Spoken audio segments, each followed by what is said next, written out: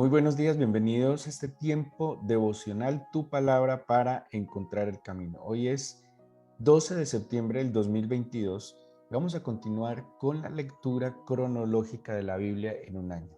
Hoy seguimos con la lectura del libro de Job, capítulos 11, 12 y 13. Job, capítulos 11, 12 y 13.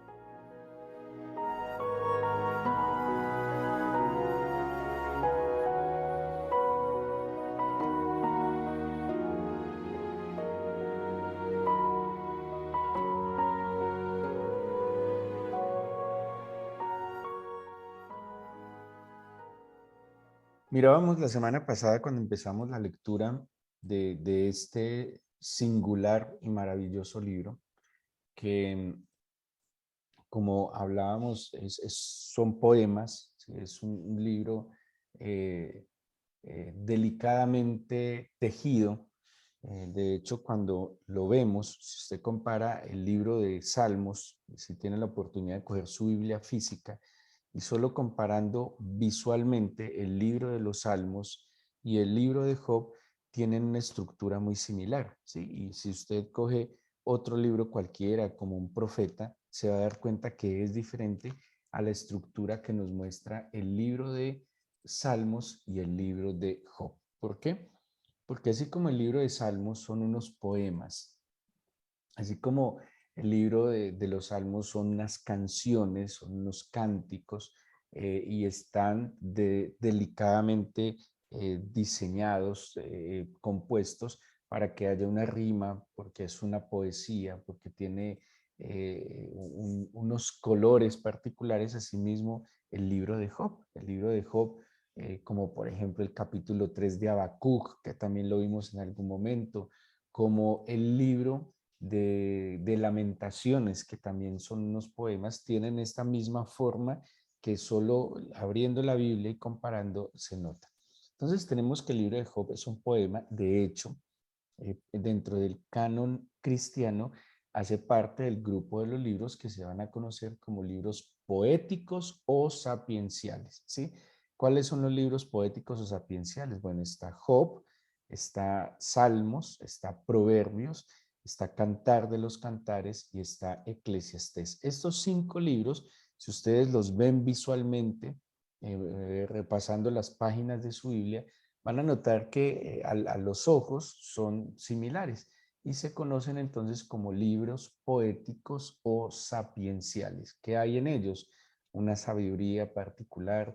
Hay una sabiduría popular, que es lo que tiene, por ejemplo, el libro de Proverbios, incluso el libro de Eclesiastés. Es una sabiduría que se ha recogido a través de la experiencia de los hombres en su relación con el Señor, en su relación con el prójimo, en su relación con el entorno, y estos libros han sido consignados mostrando de parte de Dios la sabiduría que le ha dado al ser humano. Y el libro de Job, además de ser un poema, pues es un diálogo, como hablábamos, de 5 personas y del Señor, o sea, 6 personas.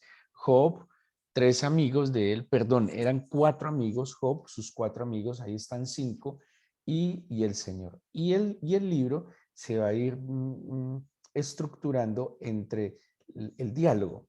Acordémonos que Job está sentado, Job está ya triste, lo ha perdido todo.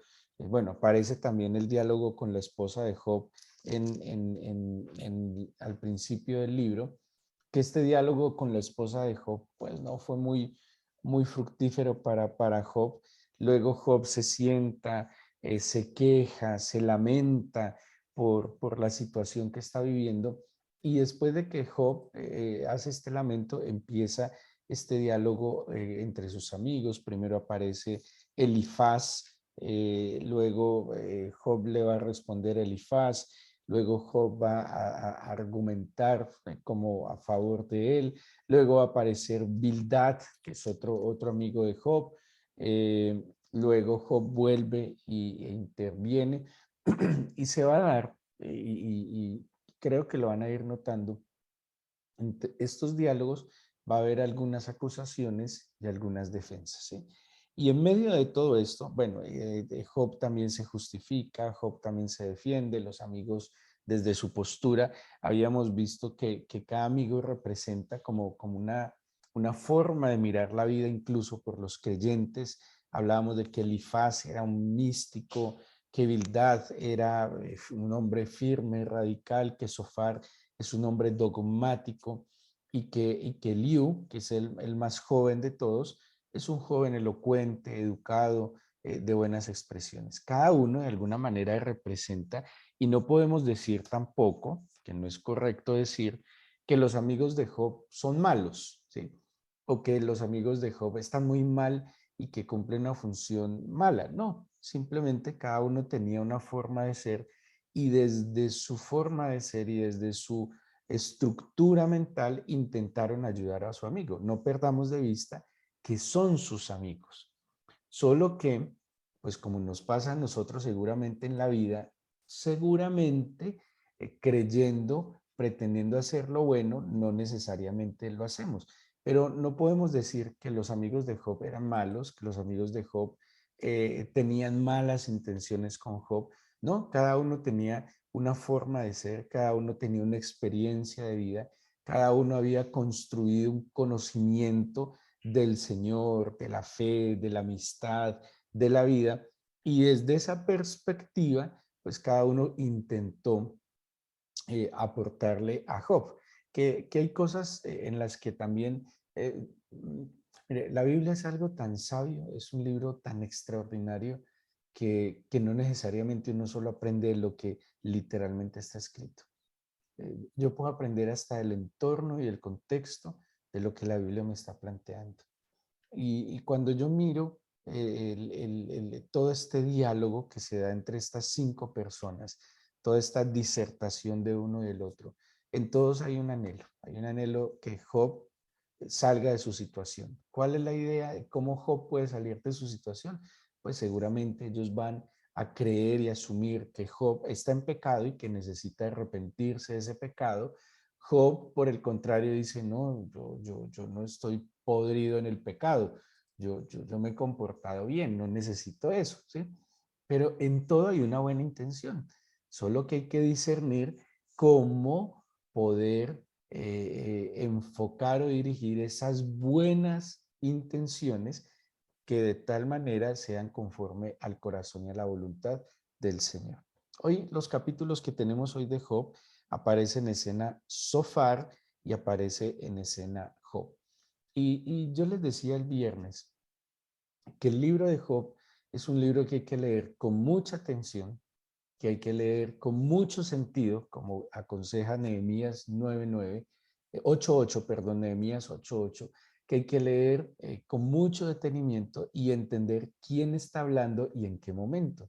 Es un libro que yo creo que se convierte en un gran desafío para el lector de la Biblia. No se puede leer de manera ligera ni superficial, ni saltarse, porque eh, es impresionante. Va tejido, va en un orden, porque cada intervención, ya sea de Sofar, ya sea de Liu, ya sea de Bildad, del mismo Job, de Elifaz, incluso la intervención del Señor, va ligada a la conversación que están llevando. Y en el capítulo 10, que seguramente lo pudieron leer ayer, Job está lamentándose, Job está argumentando su limitación de comunicarse con el Señor y también pues lamenta su condición. Es que Job perdió a sus hijos, Job perdió todo lo que tenía, su esposa se vino en contra, está enfermo, es una situación lamentable y no hay manera, si hay una situación lamentable, pues hay dolor y el dolor se expresa. Y aparece de nuevo Sofar. Sofar es un hombre dogmático. ¿Qué es un hombre dogmático? Mm, la persona que es dogmática tiende a ser muy rígida en sus ideas, muy cerrada en sus ideas. Eh, mm, Algo así que sus conceptos son tal, es una estructura tan rígida que no admite nada diferente o nada opuesto y ni siquiera diferente a lo que él piensa o a lo que él cree que es la verdad, ¿sí? muchos dogmas, y hablando de la parte religiosa o de la vida de fe, muchos dogmas no tienen fundamentos bíblicos. Se supone que pues la vida del creyente, el fundamento dogmático debería ser la Biblia, pero hay muchos dogmas que se asumen como verdades, ideas, conceptos, pensamientos, argumentos que ya se asumen como absoluta verdad que ni siquiera están en la Biblia, ¿sí? Y eso es delicado porque pues para nosotros el fundamento de la fe, el origen de la fe, como el autor y el consumador de la fe es Jesucristo. Pero el fundamento que tenemos en la fe es su palabra, y su palabra la tenemos, pues por lo menos lo que ha sido revelado está en la Biblia. Ese es como el filtro que nosotros tenemos para lo que creamos y podamos discernir que viene de parte del Señor. No podemos negar de ninguna manera que el Señor tiene maneras soberanas de hablar. Claro que sí. El Señor, y está en la misma Biblia, por eso es lo que debemos entender. El Señor puede hablar a través de sueños, a través de visiones, a través de mensajes proféticos. Eso está en la Biblia, pero aún todo lo que el Señor muestra a través de visiones, de sueños, de profecías, va a pasar y va a tener como el filtro de lo que está escrito. Y esa es la manera como nosotros tenemos que mirar con mucho cuidado los dogmas, hablando a propósito de Sofar. Sofar entonces, cuando abre sus labios, él asume que todo lo que él está diciendo es sí, absolutamente sí. Y ahí es donde nosotros tenemos que filtrar, donde nosotros tenemos que mirar con delicadeza y poder decir, bueno, esto es coherente, esto es transversal a la Biblia, esta idea, este concepto. Y hay algo muy, muy importante de por qué leer la Biblia en todo el contexto del Antiguo y del Nuevo Testamento. A veces a los cristianos les gusta mucho leer solo el Nuevo Testamento, pero ignorar el Antiguo Testamento es como leer la Biblia, diría yo, con un ojo y con un solo oído. Es necesario tener todo el panorama porque toda la escritura, desde el Génesis hasta el Apocalipsis, tiene la manera de soportarse a sí misma, incluso de explicarse a sí misma. Sofar entonces empieza a como a debatirle a Job, y quisiera que miráramos algo muy importante, que es un texto que se utiliza muchísimo y que podamos discernirlo si es un texto que viene del dogma riguroso de Sofar o es un texto que encontremos que sea una idea transversal en la Biblia. Unos versículos, insisto, muy utilizados en medio de nosotros, y miremos si en verdad esto viene del corazón rígido de Sofar o si viene tal vez de lo que el Señor, a través de la buena intención que tiene Sofar de orientar, de ayudar o de exhortar a su amigo, pueda venir un mensaje del Señor. Y si apenas lo leamos, se van a dar cuenta que es conocido. Dice, si tú dispusieras tu corazón, versículo 13 del capítulo 11 de Job, si tú dispusieres tu corazón y extendieres a él tus manos, al Señor, si alguna iniquidad hubiera en tu mano y la echares de ti, y no consintieres que more en tu casa la injusticia, entonces levantarás tu rostro limpio de mancha y serás fuerte y nada temerás. Bien, aquí vemos tanto rigor y tanta rigidez en la idea de Sofar, que cuando él coloca esta expresión como si tú, ¿cierto? Como esta condición, algo así como lo que te voy a decir se va a dar sí o sí, y esta es la condición. Ahí es donde los comentaristas dicen este tipo es dogmático, él está asumiendo que esto es una verdad sí o sí. Ahora analicémosla. Si yo dispongo mi corazón, si yo extiendo al Señor mis manos, ¿qué es extender mis manos? ¿Qué es disponer mi corazón? Es un acto de humildad, de reconocimiento. Cuando yo levanto mis manos delante de alguien es que me estoy rindiendo a Él. Seguramente usted ha visto que cuando le dicen ríndase, la gente levanta sus manos, que al levantar sus manos, ¿qué está mostrando? Que está desarmado, uno, que no tiene actitud de ataque, ¿sí? Por el contrario, está simplemente expuesto a la voluntad del otro. Eso es rendirse. Por eso levantar las manos tiene ese sentido. Yo levanto las manos, estoy sin armas, no me voy a defender, simplemente me pongo en las manos del otro. Eso es rendirse. Ahora, si yo dispongo mi corazón, si yo me rindo delante del Señor, dice el 14, si alguna iniquidad hubiera en mi mano y la echara de mí, y no consintiere que more en mi casa la injusticia, estoy haciendo, ¿qué está diciendo Sofar? Mire, si usted reconoce que se ha equivocado y se desarma delante del Señor y baja la guardia delante del Señor, si dispone su corazón ante el Señor, si decide quitar la iniquidad de su mano, todo lo que usted es consciente que es pecado, que es abominable delante del Señor, si usted decide sacar la injusticia que puede morar en su casa, dice el 15, entonces levantarás tu rostro limpio de mancha y seréis fuerte y nada temeréis. Entonces, si yo voy al Evangelio, perdón, a la carta que Juan escribe, la primera carta de Juan, capítulo 1, versículo 9, dice, si confesamos nuestros pecados, Él es fiel y justo para perdonar nuestros pecados y limpiarnos de toda maldad. ¿Sí? Esa maldad que dice Juan en su primera carta, ese limpiar de toda maldad, es la mancha que deja el pecado en el corazón y en el alma del creyente. Entonces, si yo miro lo que Sofar está diciendo y tiene concordancia, no solo con primera de Juan 1:9, sino que hay otros textos que me hablan de la actitud de arrepentimiento, de volverme al Señor, de rendirme al Señor, de reconocer que he pecado, pues yo puedo entender que estos versículos tienen coherencia con el texto bíblico en general. ¿Sí? Dice entonces que si yo hago esto, podré levantar mi rostro limpio de mancha y seré fuerte y nada temeremos. ¿Por qué? Porque aquel que confiesa, aquel que se aparta, aquel que se arrepentió de sus pecados, pues que va a obtener la extensión de la misericordia de Dios, el perdón de pecados. ¿Bien?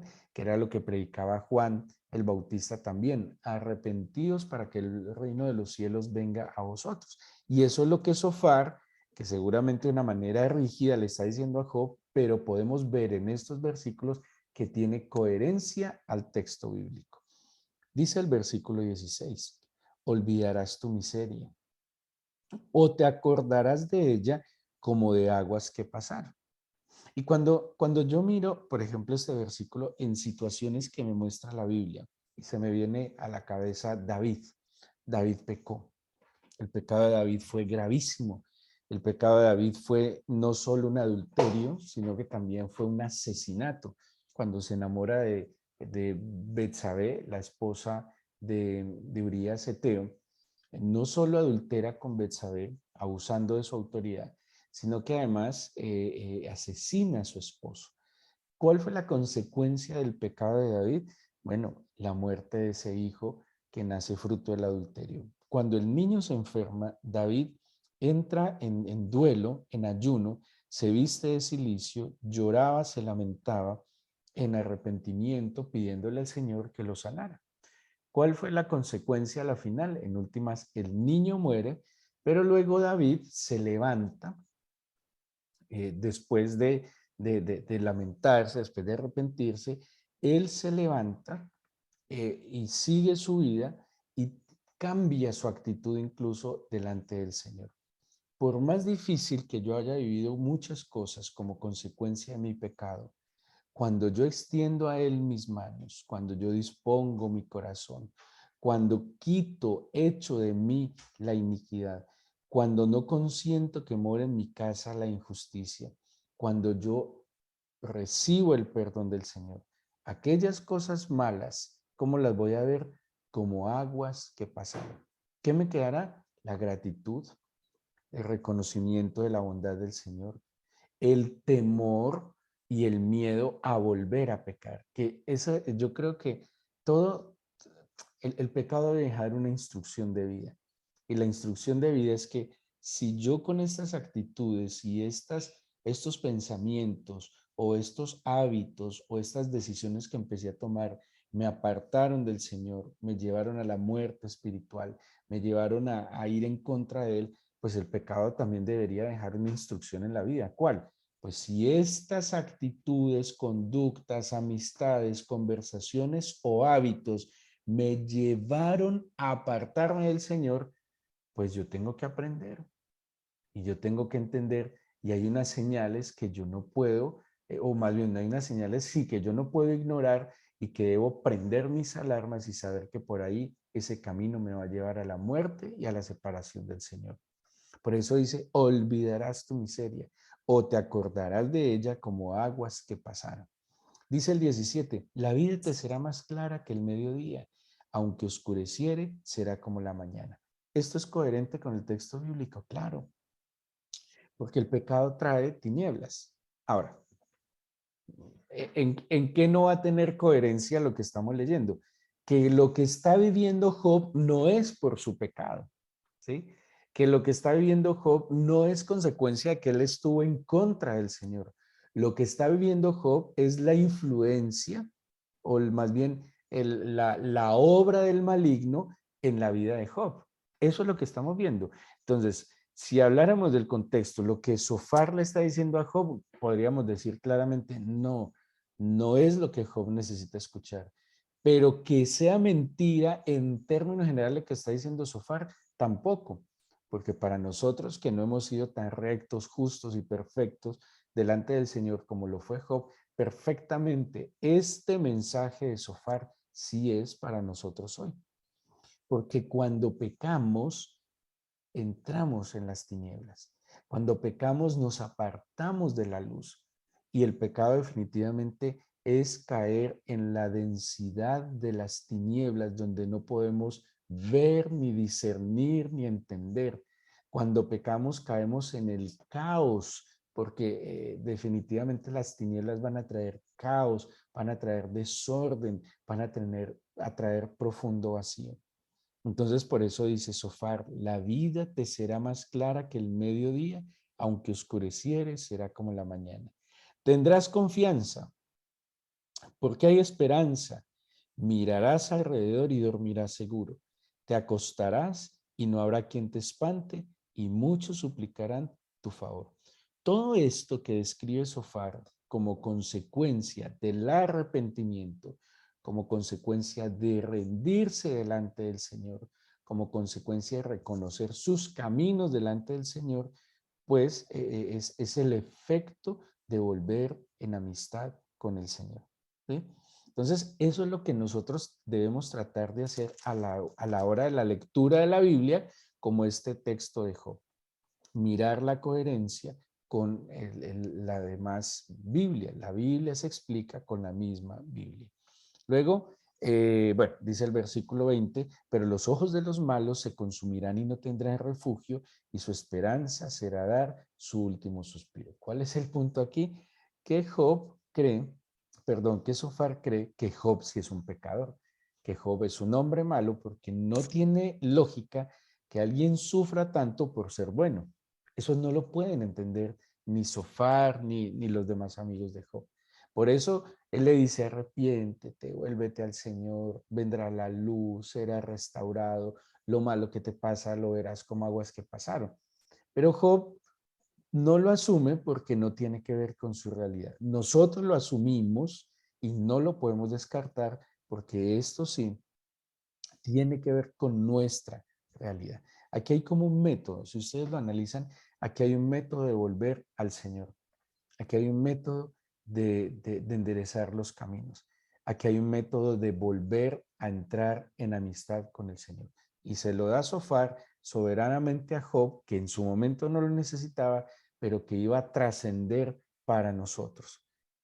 Dispongamos nuestro corazón, extendamos a Él nuestras manos, quitemos la iniquidad de nuestras manos, echémosla de nosotros, no consintamos la injusticia en nuestra casa, y entonces al arrepentirnos veremos que nuestro rostro se puede levantar limpio y sin mancha, volverá la fuerza del Señor, se irán los temores y los miedos, la miseria la miraremos como aguas que pasaron, la vida nos volverá a ser clara y nuestra confianza y esperanza estará en el Señor. Y como consecuencia podremos vivir seguros y tranquilos. El capítulo 12 y 13, pues Job va a responderle a su amigo Sofar, eh, pero va a ser de una manera muy particular. Primero, él va a exponer la soberanía del Señor. Eso es lo que va a empezar a hacer Job, a exponer la soberanía del Señor. Muy particular para que lo lean con mucho detenimiento, porque Job va a plantear cosas que a veces nosotros en una visión muy sesgada y muy limitada del Señor no admitimos.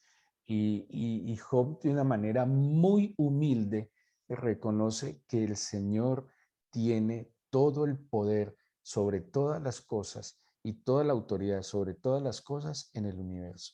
Y dice, así como el Señor pone, el Señor quita. Así como el Señor,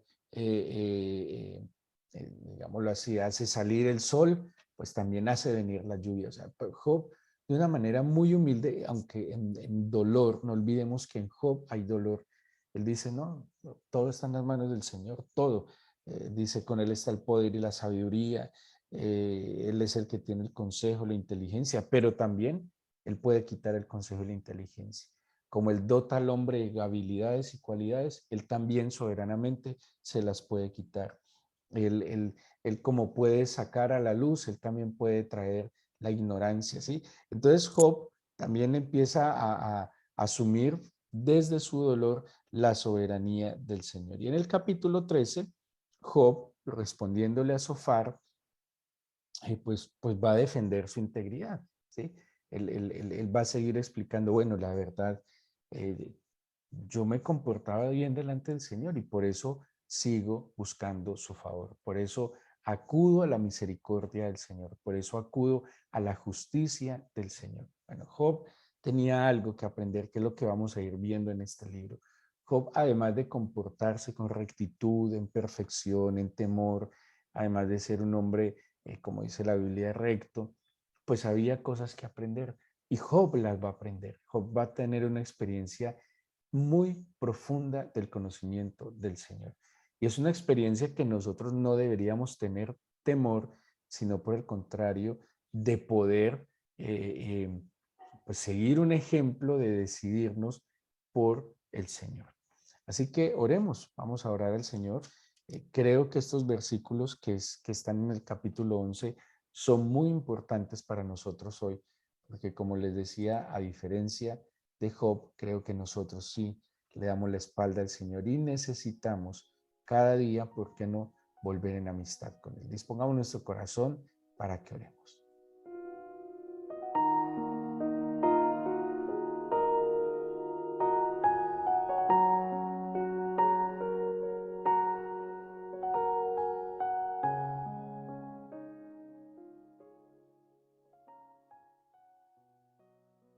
Señor, con toda humildad venimos delante de ti. Eh, Nosotros no podríamos, como Job, simplemente pretender defender toda nuestra justicia y verdad. Reconocemos, Padre amado, que te hemos fallado, reconocemos nuestros pecados. Y, y hoy dispongo mi corazón. Digámosle así al Señor con humildad. Nosotros no tenemos, estoy seguro, lo podría asegurar 100% que no podríamos tener ni pretender defender ninguna causa como Job.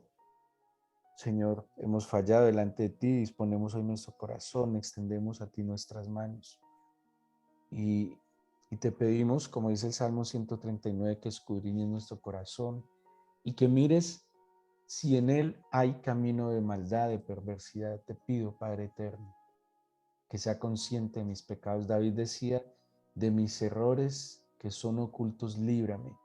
Por eso te pido que me des conciencia de mis faltas, pecados y errores delante de ti.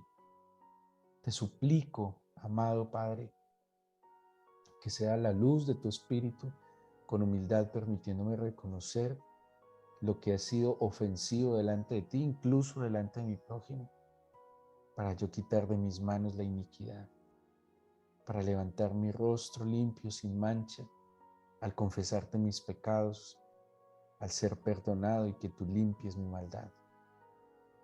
Señor, permíteme ver esas situaciones como aguas que pasan y que yo pueda, a la luz de tu Espíritu, mirar, Señor, con claridad lo que pones delante de mí.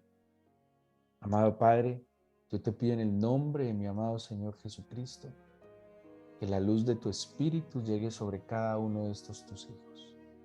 Señor, tú sabes de qué tenemos necesidad. Tú sabes que cada uno necesita tu luz, tu guía, tu dirección. Otros necesitan, Señor, salud física. Otros necesitan alivio para su alma.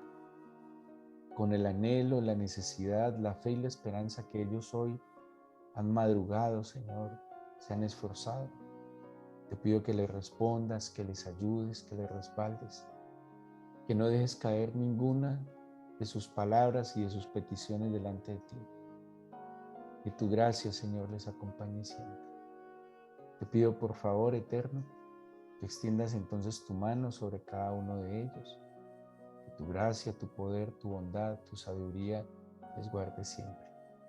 Yo te doy gracias por este día y semana que comenzamos, que encomendamos en tus manos, mi Señor. Lo ponemos en tus manos. No nos permitas apartarnos de ti ni un solo milímetro, sino que por el contrario, Señor, nuestro corazón permanezca y nuestra mente y nuestros pensamientos perseveren en ti. Te entregamos este día, Padre, te damos gracias por escuchar nuestra oración. En el nombre de Jesús.